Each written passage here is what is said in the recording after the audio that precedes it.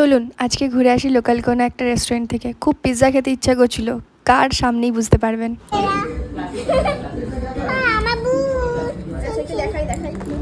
এটা হচ্ছে ত্রিবেণীতে, ঠিক বাস স্ট্যান্ডের অপোজিটে ওয়ান বাইট। মোটামুটি বেশি দিন হয়নি, খুলেছে কয়েক মাস হয়েছে। আর এই যে মেনু কার্ডটা একবার একটুখানি স্লোতে করে দেখে নেবেন, ভালোভাবে দেখিয়ে দিয়েছি। কি খাবি?